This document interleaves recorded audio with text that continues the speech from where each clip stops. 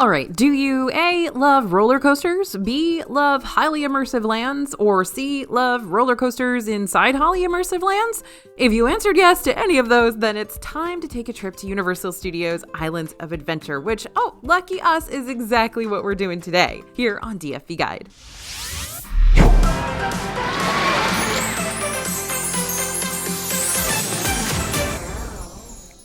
Hey everybody, it's AJ for Disney Food Blog. We are back in Universal Studios today to give you a full tour, tips and all, of Universal Studios Islands of Adventure. Hopefully you already watched our Universal Studios Ultimate Guide. Now it's time for IOA. That way, if you decide to switch things up from your typical Disney vacation, you won't feel like a newbie when you get there. And even if you have visited Islands of Adventure loads of times before, we've still got some tricks and hacks that'll keep up with your pro status. Now, we've got a lot to cover today, but before I jump right in, be sure to scan that QR code you see on the screen right now or head to disneyfoodblog.com/universal for our free quick digital guide covering both Universal parks, from their rides to their food to everything in between.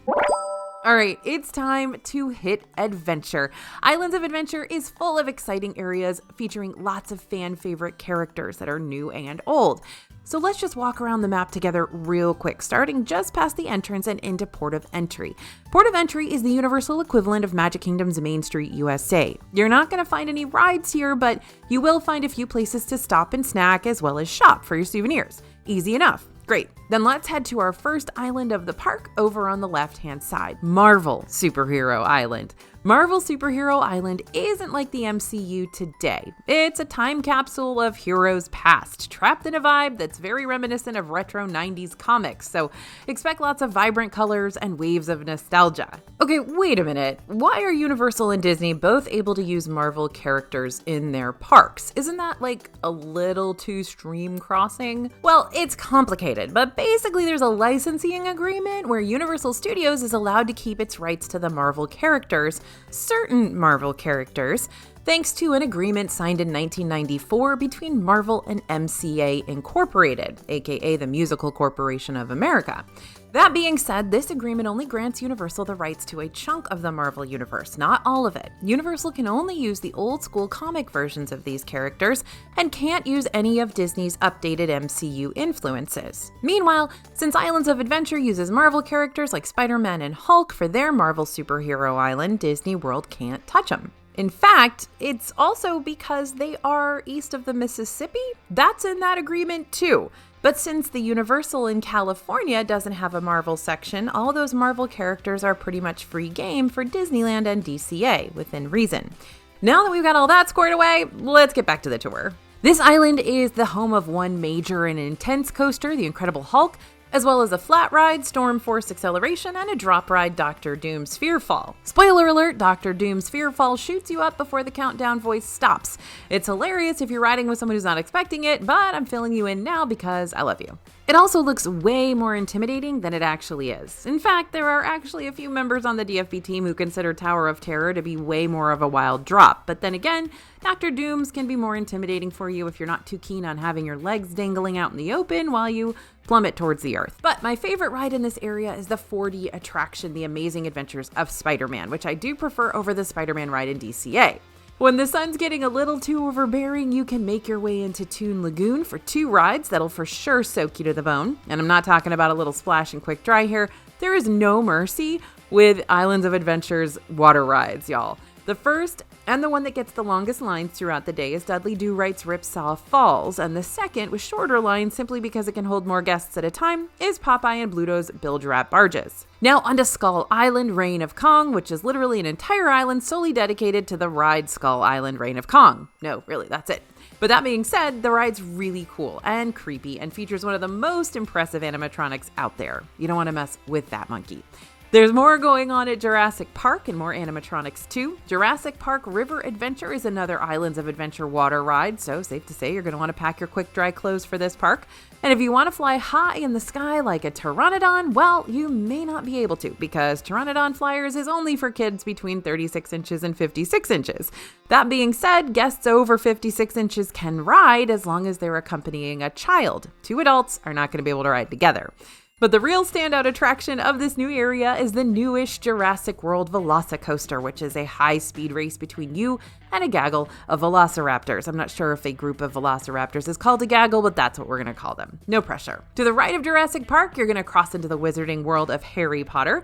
While the Universal Studios Florida has a Wizarding World themed around Diagon Alley, Islands of Adventure has theirs themed around Hogsmeade, meaning you're going to experience totally different rides like Harry Potter and the Forbidden Journey, Flight of the Hippogriff, and the newest of the bunch, Hagrid's Magical Creatures Motorbike Adventure. By the way, Hagrid's is a phenomenal ride, no matter which seat you choose, but it can still be a dramatic decision for you and the person you ride with, since one of you will ride on the bike and the other in the sidecar. So maybe play rock, paper, scissors, or like wand, wizarding hat, and Crookshanks, or whatever, for whichever one you prefer before you get up to the front of the line. By the way, I think the bike is better. Anyway, this is also where you're going to find the Hogwarts Castle, which we'll talk more about later on. Moving on, we're entering into the Lost Continent, which is appropriately named. Not a whole lot's going on around here at the moment, but there are some solid places to eat and a talking mystic fountain, so that's kind of cool. And finally, on the right-hand side of the park, we've got Seuss Landing, a place kids will love and parents will see in their nightmares. Not really. It's totally cool, but the Cat in the Hat is kind of scary, a little unsettling. There's also a high-in-the-sky Seuss trolley train ride and a carousel for the kids that adults are more than welcome to hop aboard too. So what's new and exciting? What's going to happen for the first time at Islands of Adventure in 2024? Not a whole lot. Not to say there's no new stuff to get excited about over here. In 2019, Hagrid's Motorbike Adventure opened up, and in 2021, we got to experience Velocicoaster for the first time, and both of these coasters are some of the best rides ever. But when it comes to more shiny new stuff coming to the park this year, well, unless Universal says otherwise later on, I think all that innovative energy is going to be honed in on Epic Universe, which is Universal Orlando's third park gate, set to open in 2025. Epic Universe is going to bring a whole bunch of new rides and restaurants and other attractions into the Universal bubble, so make sure to keep checking back with us so we can keep you updated on any and all news that we hear about. But get a load of this. While Islands of Adventure doesn't have any major stage shows going all year long, they do have a lot of live entertainment out and about in each land during the day. In the Wizarding World, you can be serenaded by the sweet melodious croaks of the Hogwarts Frog Choir, or you can meet the latest contestants of the Triwizard Spirit Rally. And over in Seuss Landing, you can check out Oh, the Stories You'll Hear, which are live retellings of the most popular Dr. Seuss tales. Be sure to download the free Universal Parks app before your visit so you can learn about the exact times for these shows. And don't forget about the character encounters. Character encounters work a little differently in Islands of Adventure than they do in the Disney World parks. Some characters feel a little outdated for the youngins. Instead of popular meet and greets like good old Mickey Mouse or Cinderella, you're going to find Popeye and Betty Boop and Dr. Doom, characters that you may be excited to see, but your kids are going to be like, who is that? Now, that doesn't mean all the character interactions are going to be over your kid's head. You can also meet timeless friends like Spider-Man, Cat in the Hat, and several other heroes and storybook characters too, which you'll also be able to track down via your Universal app. But some of the best character interactions, hands down, that you're going to find only happen around Christmas time during Grinchmas. Grinchmas is a pretty big deal around Seuss Landing. You can interact with a bunch of different Whos straight out of Whoville, and you can meet the bad banana himself, the Grinch. The Grinch is a mega viral character in the Universal scene because he's so ruthless and fun and makes you kind of cry a little on the inside when he bullies you, but that's okay. It's all in good fun. FYI, pay attention to when he meets because his lines get really long and he's not there all day. The Universal app can help you out with keeping track of his meet and greet times so you don't miss out. But rule of thumb, the sooner you can get in his line, the better. If you don't get the chance to meet Mr. Grinch, or you just don't want to because you're slightly intimidated by him, no worries. You can always see him from a distance as he steals Christmas from the Whos during the seasonal Grinchmas Holiday Spectacular, a stage show that only happens during the holidays, and one you're not going to want to miss if you're there at that time. Okay, I want to talk about one last sort of meet and greet, or more so, I want to warn you about it. You can actually meet Blue, the dino from Jurassic World, over at Jurassic Park. Yes, this is a really cool experience, but brace yourself. Blue isn't always on her best behavior, and she likes to give guests a little bit of a jump scare experience from time to time. So if you think that's going to throw off your kid's entire day, then I'd skip out on this one and stick with the Pteranodon Flyers. Now it's time to talk about the Castle Show. Yep, you heard that right. Islands of Adventure has their very own nighttime spectacular show over at Hogwarts Castle, complete with projections and fireworks. But don't be fooled. This show isn't like Happily Ever After in Magic Kingdom, where you can bet on it without planning around it.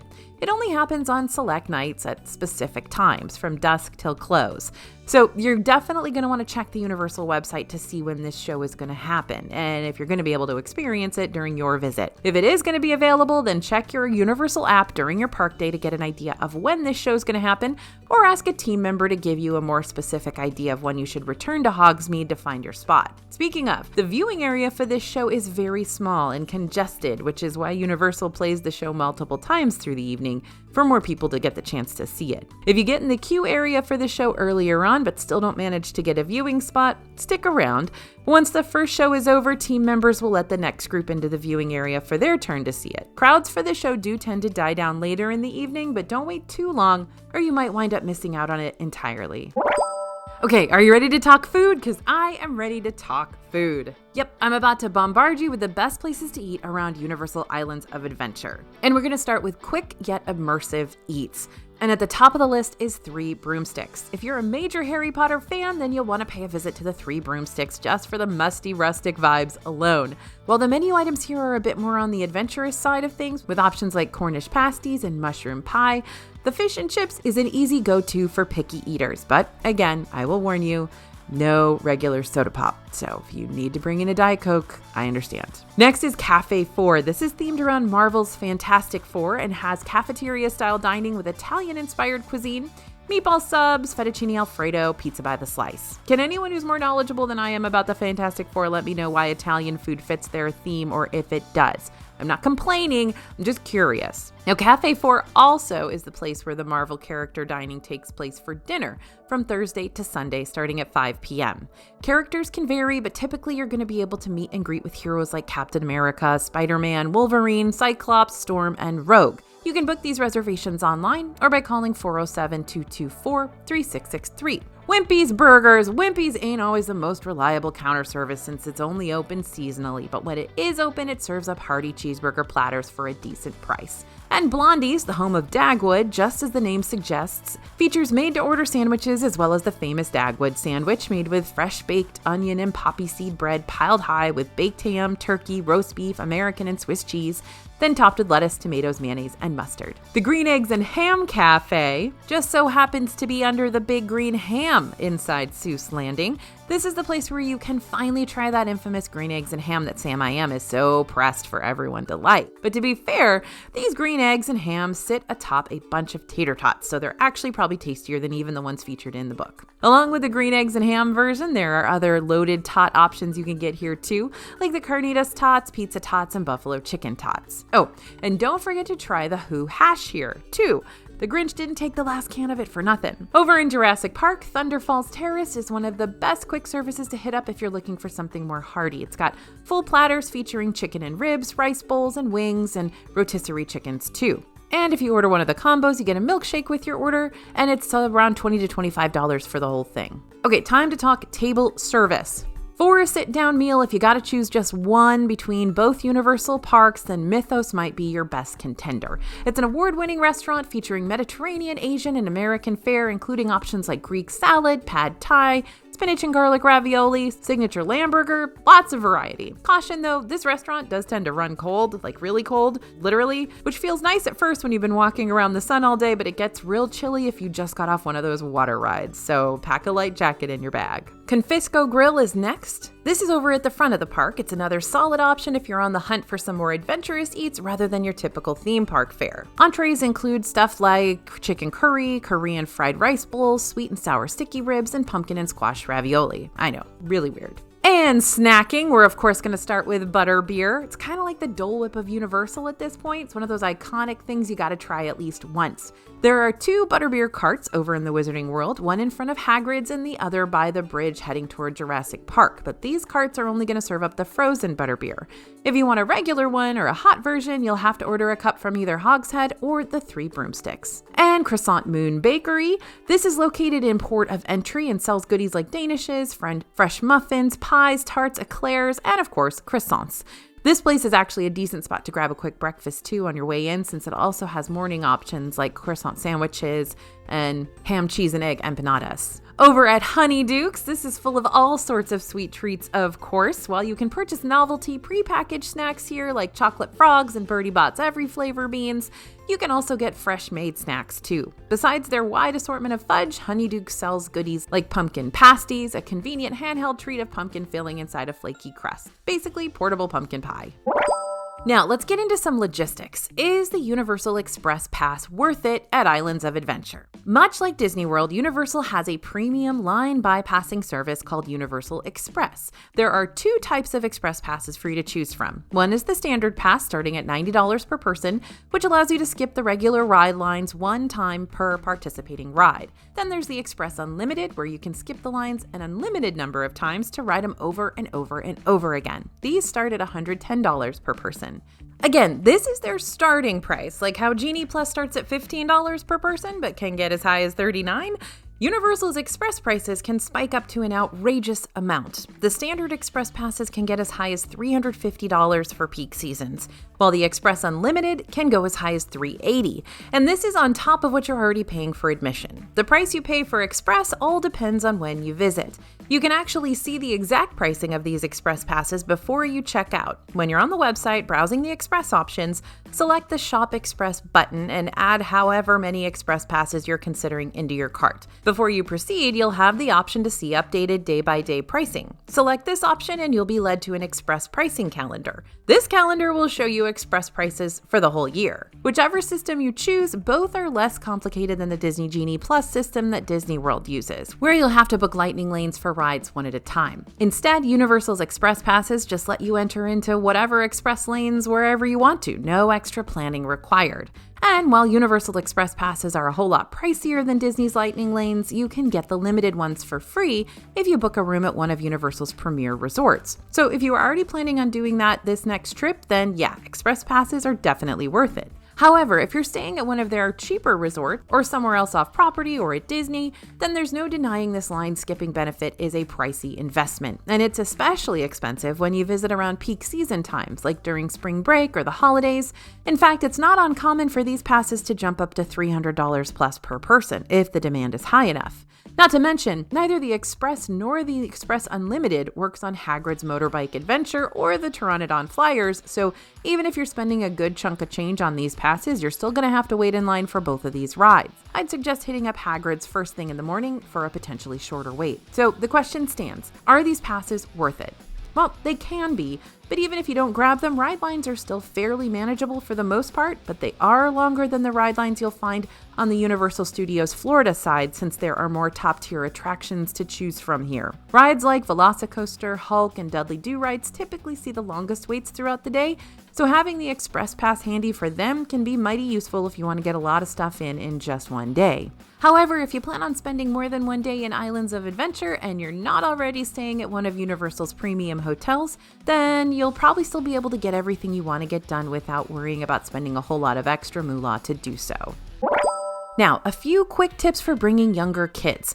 Islands of Adventure isn't necessarily going to be as kid-friendly as the Disney parks. Older kids, sure, they're going to love it. Younger kids, maybe not so much. Between all the intense rides and dated meet and greets, young attention spans may start to dwindle, which is why you need to know about the best ways to keep your little ones entertained throughout the day. First off, let's head back into Jurassic Park. Despite the intensity of Velocicoaster, the potentially traumatic Raptor encounter, and the T-Rex coming straight at you during Jurassic Park River Adventure, I promise there's a lot of fun activities for your kids to do here too. And I'm not just talking about Pteranodon Flyers, I'm also talking about the Camp Jurassic prehistoric playground with caves to explore and nets to climb and swinging bridges to navigate, as well as the Jurassic Park Discovery Center, which is an indoor interactive area where you can learn more about the dawn of time and the creatures in it. Inside the Wizarding World, kiddos will get a kick out of the family coaster, Flight of the Hippogriff for those 36 inches and taller, but they'll also enjoy just exploring this area. If you decide to purchase an interactive wand at Ollivander's, you can check out the map that's included to find places where you'll be able to cast spells around this area of the park. Ollivander's also has a little show attached to the shop, which you don't have to watch if you're wanting to go shopping, but it's cute and reminiscent of Harry Potter's first time picking out his own wand way back in the day. During each show, there will be one chosen wizard out of the group, and more often than not, kids are going to be a good candidate for this, but make sure to warn your kids before showtime that not everyone gets a chance to do the magic. Otherwise, you might have one mighty disappointed child when all is said and done. Now, this isn't a surefire way to get chosen, but you may have a better chance at getting picked out of the crowd if you decide to sport some Hogwarts attire and maybe even a pair of specs that look just like Potter's. Shopping around Hogsmeade is a day well spent, but let me warn you, those wizarding robes come at a mighty fine price. We're talking about $140, and that's for the kids' sizes. That's a lot of money to drop on something your kid will only want to wear around the wizarding world for a little bit and then maybe at Halloween. Now, some of those third-party kitschy Florida gift shops that you can find pretty much anywhere in the Orlando area tend to sell knockoff robes for half the price or less, but you can guarantee a cheaper robe before your visit by purchasing one from like Amazon for around $20. Okay, moving on. Marvel's Superhero Island is a blast from the past, but all the colors and characters are fun for kids and adults alike. Plus, all ages can ride Stormforce Excellatron, which is like the X-Men version of the Mad Hatter Tea Party. This is the area where you're going to be able to find the Spider-Man meet and greet too, which happens over at the Marvel Alterniverse store, normally starting around 10:30 a.m. and wrapping as early as 4 p.m. You can see more specific times on your Universal app. Bonus secret, right outside the Spider-Man ride, there should be a phone out front you can pick up and hear a message on. A fun little Easter egg for all the comic book kids out there of all ages. And of course, Seuss Landing is just an all-you-can-enjoy buffet of attractions, shopping, snacks, and entertainment made specifically for your little kids. Now, this is my favorite part of this video, so if you're still here, that's fantastic because I love this section. These are all the things you don't want to be thrown by or tripped up by. Navigating your way around Islands of Adventure may seem pretty straightforward, but there are definitely a few crucial things I need to warn you about. The parking garage might be your biggest feat of the day. Regardless of which of the Universal parks you plan on visiting, you're only going to have the option of parking in one of 2 garages if you're planning to stay off property. That's 3 parks worth of people all cramming into 2 parking garages. But wait, the fun doesn't stop there. Once you've parked, you then have to make your way to security before entering the park, and that means everyone will have to go through the same security point. The whole parking to park trek could wind up taking you 30 plus minutes depending on how busy it is that day. So if you're wanting to get to Islands by rope drop, make sure you factor in some extra travel time. Okay, next, Forbidden Journey is legit scary. Okay, don't make fun of me. Forbidden Journey is scary, like terrifying. It might sound silly, but this immersive ride is dark and intimate, and many of the special effects and animatronics have no sense of personal space, so they'll get right up in your face. Got a fear of spiders? Because they're going to spit at you. Do the Dementors creep you out? They're going to be trying to suck out your soul. Hate that feeling of being upside down? This may not be a roller coaster, but you're still going to find yourself sideways and loop-de-looped and downright dizzy when all is said and done, so pack that non-drowsy Dramamine, my friends. With all that being said, this ride's still super fun and immersive, and the queue itself is unparalleled. Just don't go into this one thinking it's going to be a lighthearted adventure, because when has a school year at Hogwarts ever been? Now, I mentioned this before during our Ultimate Guide to Universal Studios Florida, but if you haven't gotten the chance to check out that video yet, here's this important tip again. Hogwarts Express requires a multi-park ticket. Yep, Hogwarts Express is fun to board, but it serves mostly as a way to transport guests between the 2 Wizarding World areas, from Hogsmeade to Diagon Alley and vice versa. Before you get in line for it, a team member will ask to see your multi-park ticket, so make sure to have it out and ready to scan. And don't come here expecting Disney. This may be a no-brainer, but I want to clarify just how different the Universal parks are. In Disney World, you got a lot of different lands that feel like a magical bubble of whimsy and Imagineering, and while Islands of Adventure definitely has areas that fit the same bill, especially in the Wizarding World, other areas definitely feel like a really well put together theme park, like closer to Six Flags than to Disney, but not necessarily a place where you can suspend your belief and pretend you're somewhere else entirely. However, Universal Islands of Adventure may be a better fit for your family if your kids are getting older and braver and are ready to take on some more intense rides. We've got a video out now titled Should You Go to Universal in 2024 that can help you weigh all the pros and cons before you book that big vacation. So Islands of Adventure is an adventure for sure, and I'm glad you got to experience it with us today. Don't forget to download our free Universal Quick Guide covering both Universal parks before you head out over at disneyfoodblog.com/universal. Thanks for listening, everyone, and thanks for watching. As always, this is AJ for Disney Food Blog, and we'll see you real soon.